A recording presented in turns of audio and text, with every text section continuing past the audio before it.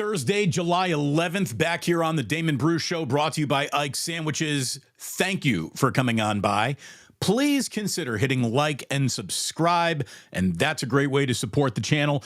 Also got some sponsors to tell you about, a Plus Mania to tell you about, and I hope that you plan on coming on out to meet some like-minded individuals who all enjoy each other's company in real, like actual person with each other. Like, this isn't just all happening online. As a matter of fact, there are other things that are coming up that I will tell you about today that are going to give us a chance to maybe get together in person. So we start, though, with today's thumbnail, of course, and that is the stunning news that the NBA is looking at a new media rights deal at $76 billion over 11 seasons. Good God, 11 years, $76 billion. When that is finalized, if that actually happens, we are very likely sometime a decade from now, about 10 years from now, there's a very good chance that we are looking at a $100 million a year man in the NBA. It's not abstract. It is not out of the realm of possibility. And as a matter of fact, with the way that the CBA works and the guaranteed money that goes to the players' pool, it's almost a financial reality that this is going to happen. The numbers work out in the math, and we're going to look into this and then send you on your way today. This is the one show in sports that will never, ever waste your time. A person familiar with the negotiations told the Associated Press that the networks have term sheets, and the next step is for the league's Board of Governors to approve the contracts. There's a Board of Governors meeting next week in Vegas, and the agreement is very likely to be finalized around that time. The deal, which sets the NBA records for both length and total value, would go into effect in the 25-26 NBA season. Games will continue to be aired on ESPN and ABC, and some will be going to NBC. Some will be going to Amazon Prime. TNT Sports has been a part of the league's broadcasting family since 1980s. Could be on its way out, but we'll see, and that's a whole other topic unto itself that we're not getting into right here. This deal, I only really want to look at it as it relates to the players. We'll have plenty of time to talk about how, you're going to have 9 different streaming packages to watch your favorite NBA seasons and teams and all that stuff. And that's a reality that I think every sport is now serving up to sports fans. You want to watch every single game that your team is going to play this year? Well, you're going to need several different streaming services in order to accomplish that. That's, again, another show. What I want to talk about is how this deal almost certainly means that the league's salary cap is going to go up 10% annually. That is the maximum allowed by the terms of the most recent collective bargaining agreement between the NBA and its players. So this means, guys who are wrapping up their rookie deals right now, establishing themselves as eligible for Supermax, your first team All-NBA, All-Star status, you've been voted in, you have access to the most amount of money available to any player in any given offseason. The story uses the example as Oklahoma City's Shai Gilgeous-Alexander, or look at Dallas's Luka Doncic. These guys could both be making around $80 million at the end of this decade. Not at the end of the decade of this contract, but at the end of this decade, in the next 6 years. By the time 2030 rolls around, you could have the top salary in the NBA for Supermax players somewhere in that $80 million a year per range. And the earnings will actually have a possibility to top $100 million per season by the mid-2030s. It kind of makes me want to bring the boys out into the driveway and just start shooting jumpers right now. Our first $100 million a year man, it's certainly not going to come from football. It's definitely not going to be coming from Major League Baseball. I don't think anybody's going to be north of where Ohtani is for a while.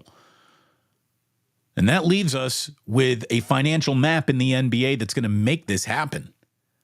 It's unbelievable. It's unbelievable. Like, I remember when Ryan Sandberg was making $7 million a year, and people were like, well, that's just way too much money for any professional athlete in any sport to be making. It could be $100 million a year conversation a decade from now for Supermax players in the NBA. This also is going to open up the opportunity for the third phase of the Adam Silver commissionership to, spread its wings and fly. Adam Silver said he wanted to accomplish 3 things, and he gave us a priority list for those 3 things. The first thing that any commissioner would want would be labor peace, and the NBA has had labor peace. The second thing would be a new media deal. It seems like we're on the precipice of a new deal being signed for sure. So that leaves us with the third extension, which is expansion. That's the third prong of what Adam Silver says he wants to accomplish here as NBA commissioner. Expansion. I mean, you got all this money flowing around. Why not? Vegas, Seattle, first 2 cities that pop in, I think, anybody's mind when you consider NBA expansion. Then there could be expansion again north of the border to Vancouver or Montreal. I'm insisting that the first league that plops a footprint down in Mexico City is going to have a huge stream of revenue that won't be available to anyone else who's not there. How Mexico City isn't in the plans for the NFL considering expansion in the future, and the NBA when it considers its expansion, Mexico City, I'm telling you, it's ripe for the plucking. Kansas City is another team or another city that got mentioned as a possible destination of NBA expansion. So the league is, doing pretty damn well right now. There is no doubt about that. You can say that it's not the NFL. Nothing is.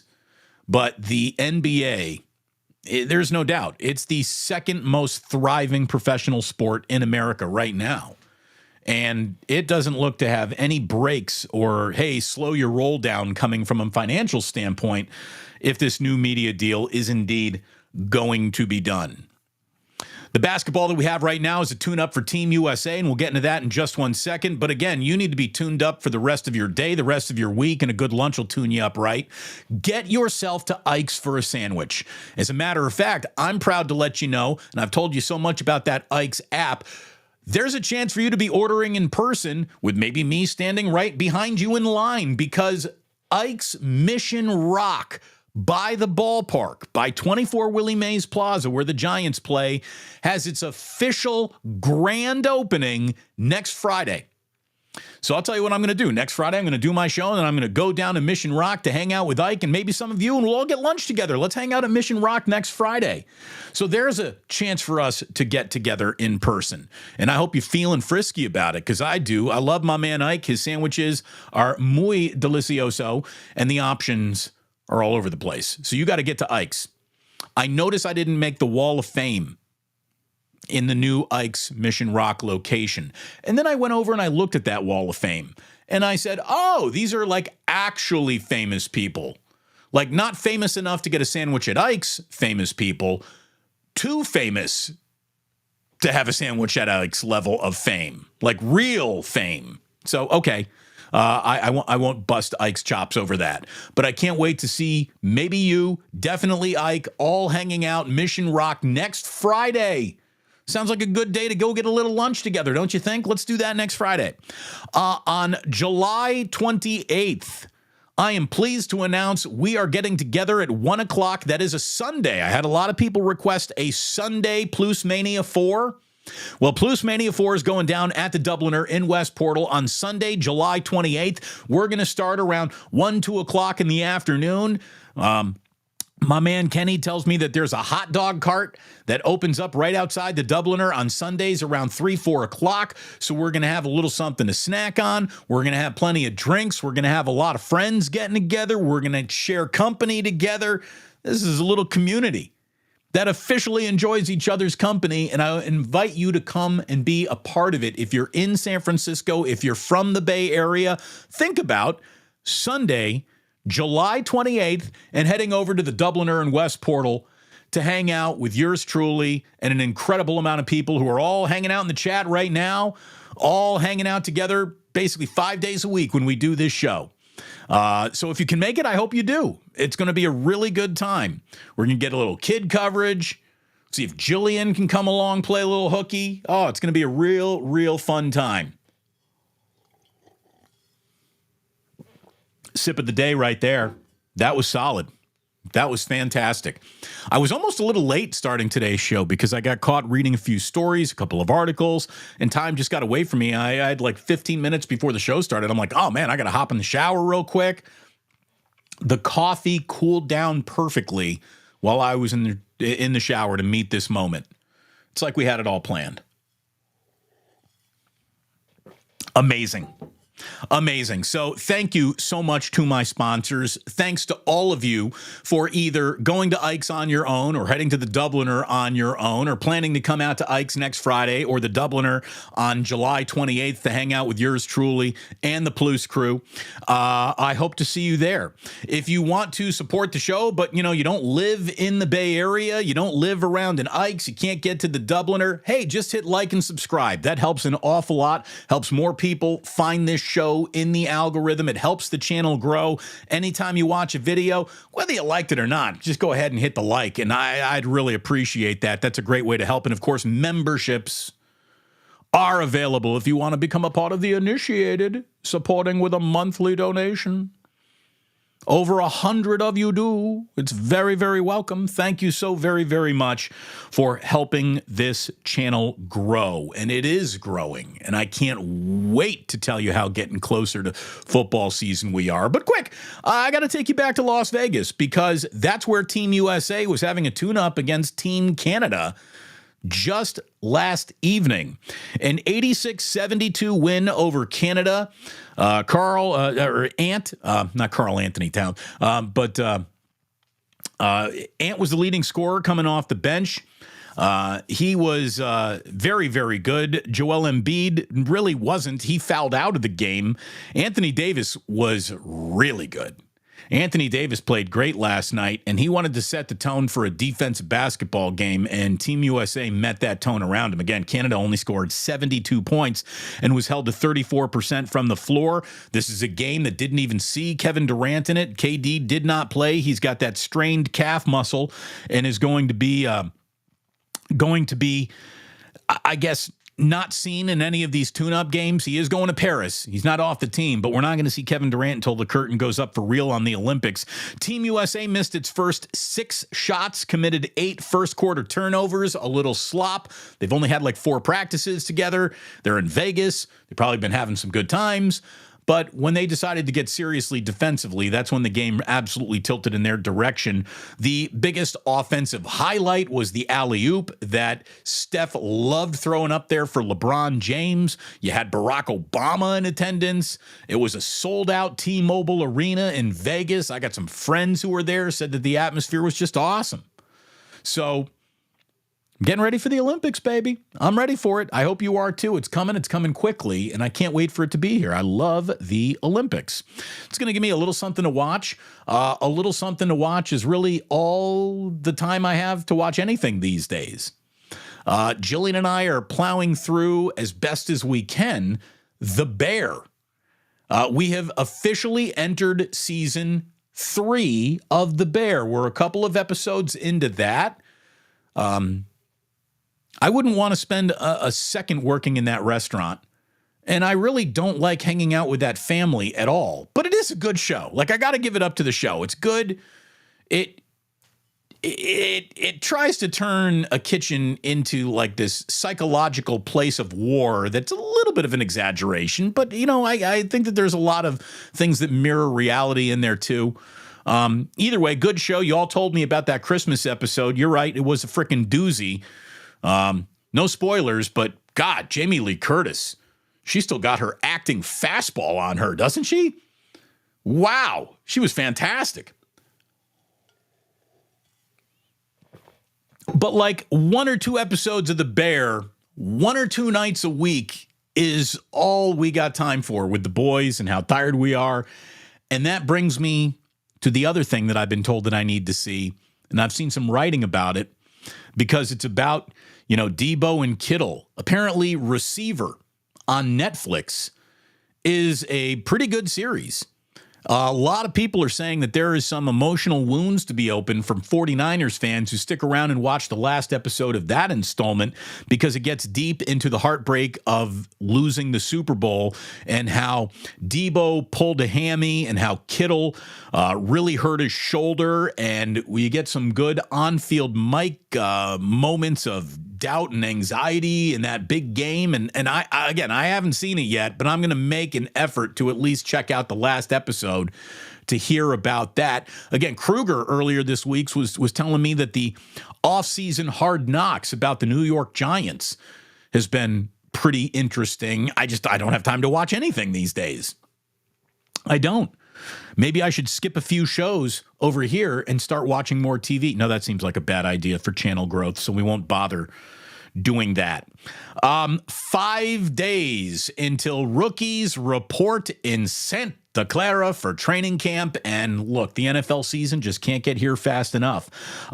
Chase Sr., who is a content creator, does a really good job. He joined Larry and I for a wake up about a week or two ago. I was following him on Twitter, and he just brought up what a great step forward last year it was for Brock Purdy, and it reveals itself in the numbers and in the efficiency of Kyle's offense. 49ers' major improvements offensively against a brutal schedule were really the highlight of last year's 49er team. And they got another one of those brutal doozy of a schedules waiting for them. So keeping this up 2 years in a row against a brutal schedule is going to be the sign that, oh man, Brock Purdy really is it. Brock Purdy has got this. This is his team.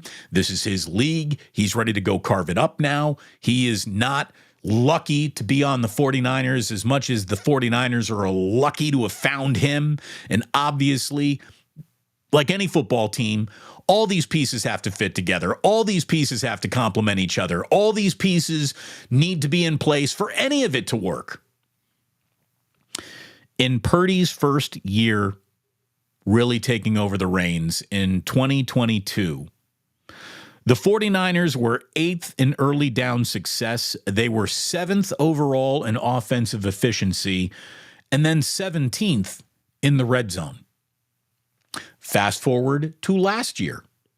In 2023, with, again, an offseason that saw Purdy spending more time with his surgeon and his physical therapist than it did see Purdy repping with his teammates on a football field, the 49ers improved dramatically. In 2023, they were first in early down success in the NFL. They were first in overall offensive efficiency, and they were first in the red zone. You can't do better than being first in those three wildly important offensive categories.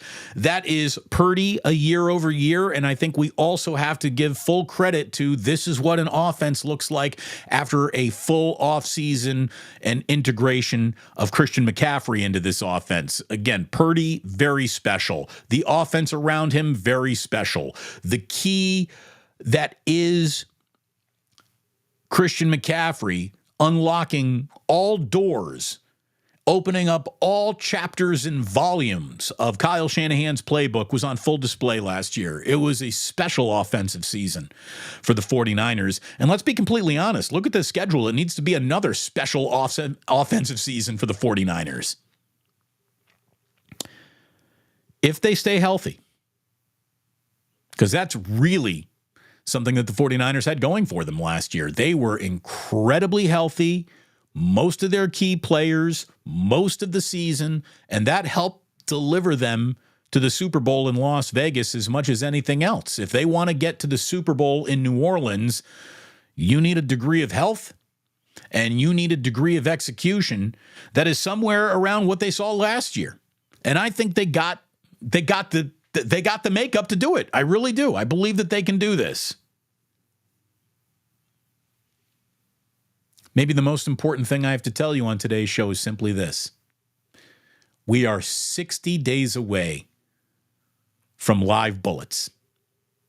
We are 60 days away right now. 60 days until game one, Monday Night Football, September 9th against the New York Jets. 60 days. If I told you you had to go and hold your breath and stand on your head in the corner for 60 days, you could do it. It sounds like a long time. It's also not a long time at all. 60 days.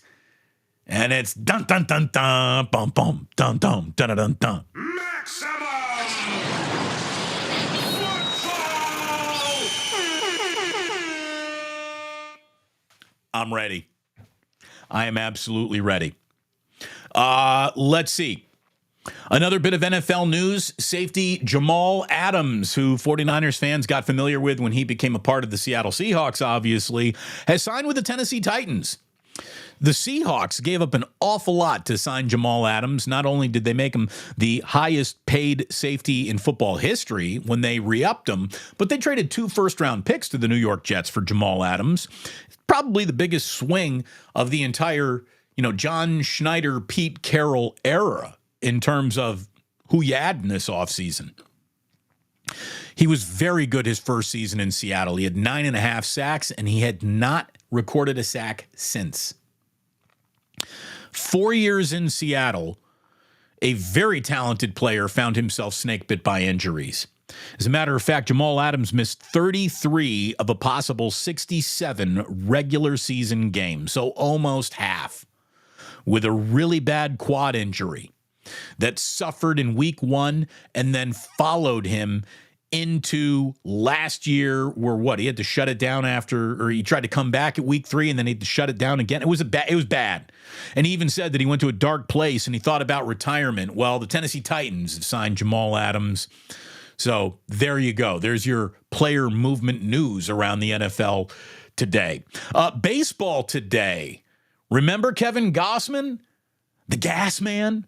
Kevin Gausman, 12:45 this afternoon at the ballpark against a former Giant against current Giant Jordan Hicks. Winner of that game between the Blue Jays and the Giants takes the series. The Giants have actually dropped 3 of their last 4, so you don't want to lose to a last-place Toronto team. Trust me, very important game for the Giants today. They're just trying to get 3 games, better than 3 games below 500. They've been 3 games below 500 pretty much all season long. They just cannot put a winning streak together, or if they do, they then put a losing streak together to fall 3 games back under 500. It happens like all the time. It's getting annoying.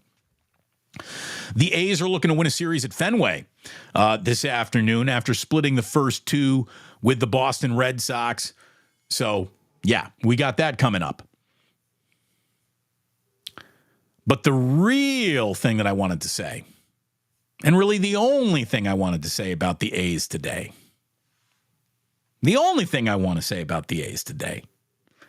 is that everybody in baseball is starting to now realize what a pain in the ass, bad idea factory John Fisher really is. Everyone in baseball is starting to realize how absurd it is to play in a minor league park in Sacramento.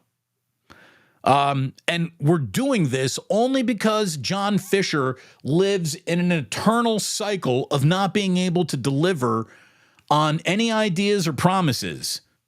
The guy just cannot get his shit together.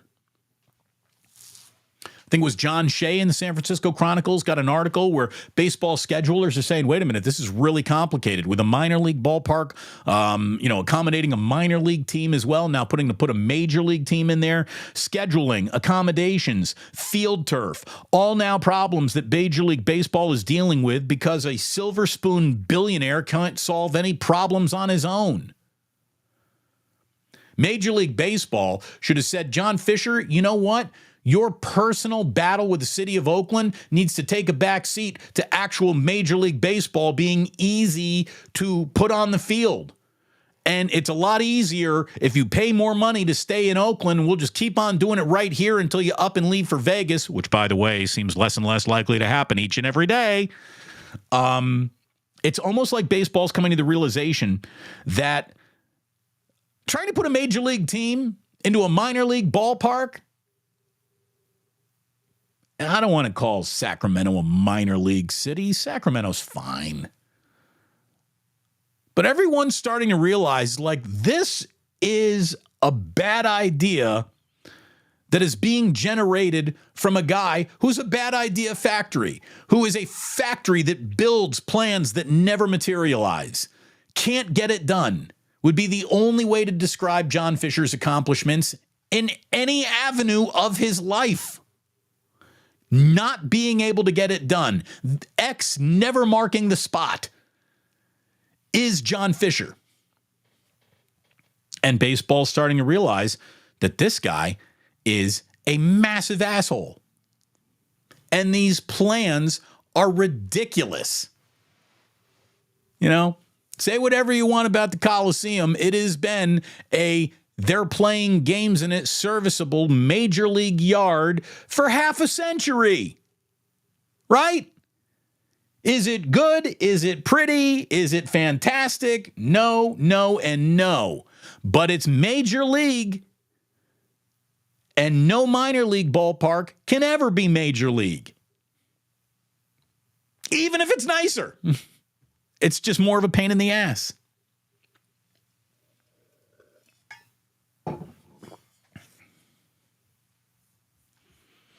Looking at some of the comments, people are like, man, that's an awful lot of money, NFL. It sure is.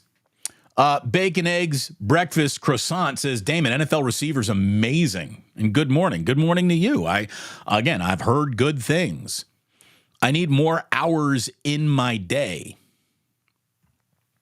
Mark says, soccer players make over $100 million a year. No, I'm talking about real sports. I'm talking about American sports, not pussy-ass soccer. I don't give a shit.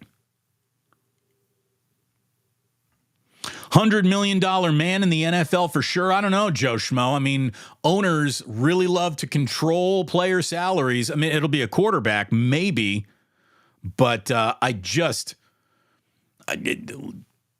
could it be coming? It's crazy. It's crazy. Like, how does the bubble burst? By that. You know, that's how bubbles burst. When you're paying that much money to just put a team on the field. Crazy. Yeah, Irwin, you know what I'm saying? Expansion south of the border. That's what I say, man. Expansion south of the border. How Mexico City isn't more alluring just based on the rabid fandom of Mexican fans.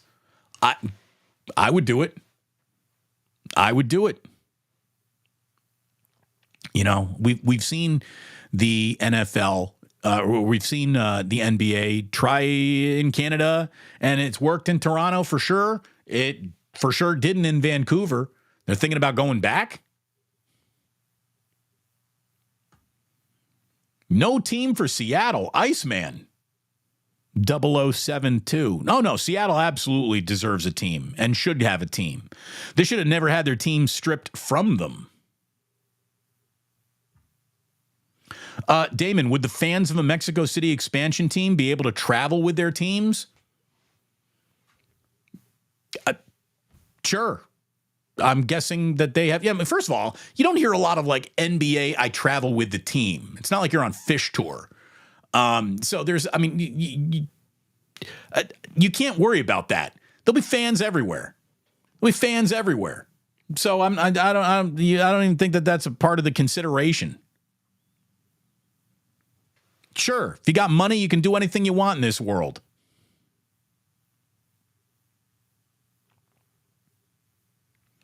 We're calling what? Plus Mania 4 the musical?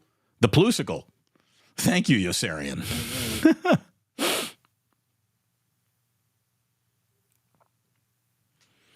Oh, did the over hit on the sip of the day? Again, I don't look at these things. I try to stay uninvolved. I want all your bets to be action. I don't look at these things, but there you go. The over hit today. Oh, wait. So I'm looking at this for the first time. Gareth Yep. I mean, who would say this if it weren't true, if it weren't news breaking? Rest in peace, Shelley Duvall. Did Shelley Duvall pass away? That means Popeye and The Shining are both going to be on TV soon.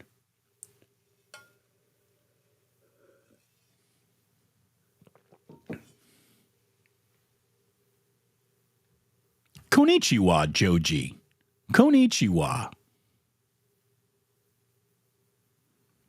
Damon, a French press with a shower cooling down. It's the next big thing. Though I've timed my coffee consumption in a way that I never thought I would be tracking this stuff, but I know how much time I need from in the carafe to cool down to sipability, and we try to put it all together, and sometimes it works out. Big Mac, always hitting that like. Thank you very much, Big Mac. Appreciate that. Thank you for hitting that like button. Passing along. Tell a friend about the station, the channel, whatever this is. So I got one more story for you today, and it's gross. It sucks. Oh, Roddy, thanks for asking, because I didn't remember to prep this, but I have an opinion for sure. Roddy Richards, Damon, what do you think of Mike Gundy's comments that it's fine to drive after 2, 3, or 4 drinks? I think it's wildly irresponsible, considering he is basically like now giving a license to make bad choices before you get behind the wheel, or at least understanding. Like, there's a part of me that appreciates the honesty, but sometimes being as honest as possible is not what you need. The kid involved is 20. The kid involved in the DUI is under the age of 21. So his appropriate blood alcohol level to drive is 0.00. There's no wiggle room on that. All I know is that Mike Gundy has proven at every stretch of his coaching career that there is no moral ambiguity he's not willing to sidestep in the name of winning football games, which is probably partly why he's a successful football coach, and also why he's on he's on team scumbag a little bit. You can just tell. And that hair of his, what is that hair of his? It's like he's wearing a visor of hair. I've never seen hair like his. I'm a bit of a hair expert. Mike Gundy's hair is really weird. Really weird.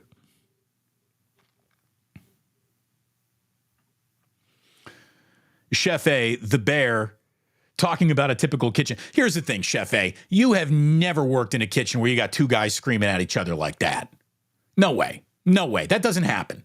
That only happens on TV.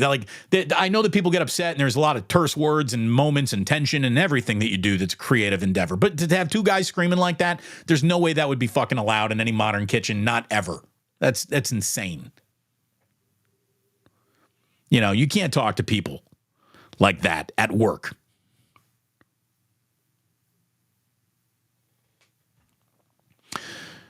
I love that show, but holy anxiety, it really is.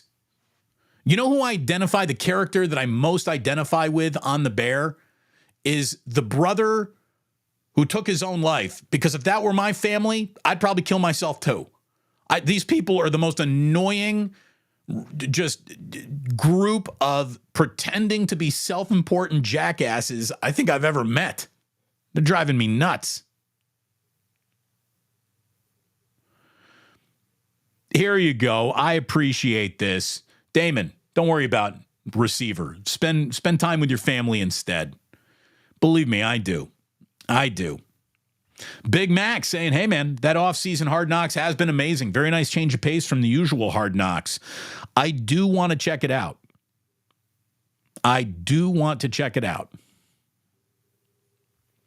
What is it? JT Conlon says, don't Larry Krueger remind you of Dusty Rhodes? No.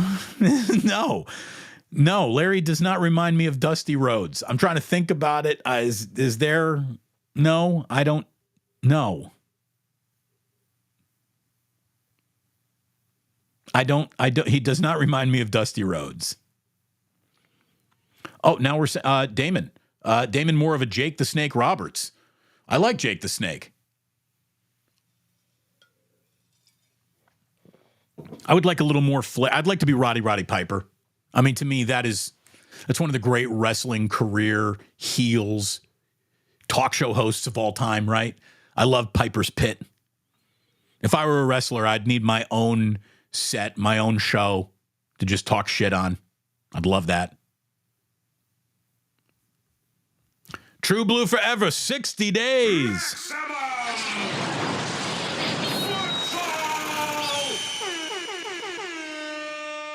I cannot wait.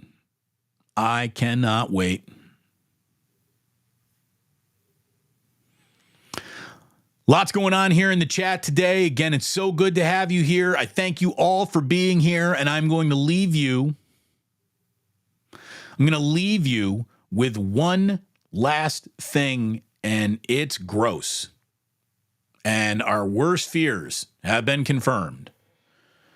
Wander Franco. Remember that name? Wander Franco, the incredibly talented baseball player for the Tampa Bay Rays, who was basically said, you need to go and handle your legal things because it seems like you date women that are way too young to date. As a matter of fact, calling them women is an exaggeration. Those are girls.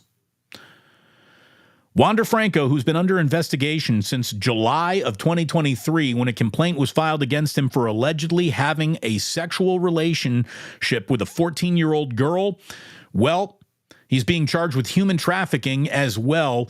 He's looking at a 20-year sentence, and he's been charged with the sexual abuse of a minor back in his home country of the Dominican Republic. The mother of the girl who's being accused of sexual exploitation and money laundering, she's been charged with human trafficking as well. So you basically had a woman in the Dominican Republic sell her daughter to Wander Franco. And if that's not creepy and disgusting, I don't know what could be worse than that. Wander Franco, who's 23, has officially thrown it all away. He's officially thrown it all away. We'll never see him play another game of Major League Baseball. I would bet on that. And he had agreed to an 11-year, $182 million contract just 70 games into his Major League career. 70 games into his Major League career, the Rays turn around and give him nearly $200 million, and he's like, yeah, I'm banging 13-year-olds. Let me tell you what should happen to him. I am all about, not even like medical castration. I'm all about chopping wieners off if you sexually abuse children. That I would do that. I'd be like, look, Wander, here's the deal. We'll let you continue playing baseball, but you're not going to need a jock anymore. And that's your penalty. We're taking the wiener. We're taking the dong. I'd like to see that happen. Again, the whole eye for an eye thing leaves the entire world blind. Like, there's a part of that that's real.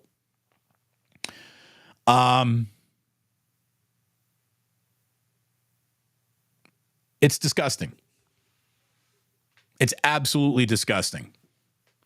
Now, here's a third-string All-Pro who says, Damon, the mayor of Oakland, is corrupt. She is just as bad. She got caught in a child sex trafficking ring when her home got raided. She destroyed Oakland and forced every team out of Oakland. Okay, so the first part of everything, what you said, might be I don't know. I talked to the mayor once about the A's. I didn't ask her a single question. I don't care about a single aspect of her life or career other than it related to the A's. I was not there to explore what she's done right and wrong in her mayorship. I don't even know about the details of being caught in the child sex trafficking ring.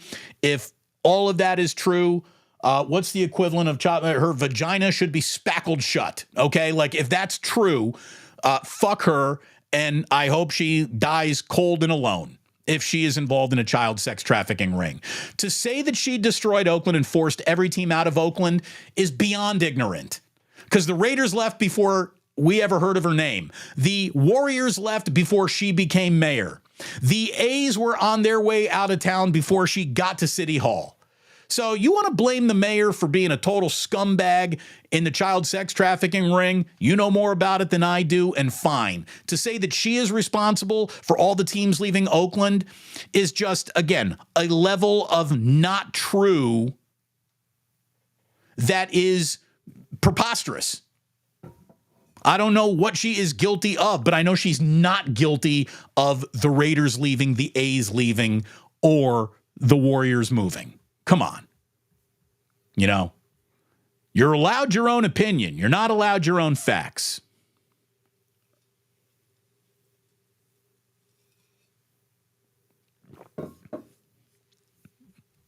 And as I promised you years ago, well, maybe not years ago. We haven't been doing this for years yet, but over a year ago, that I would never, ever waste your time on a slow news day.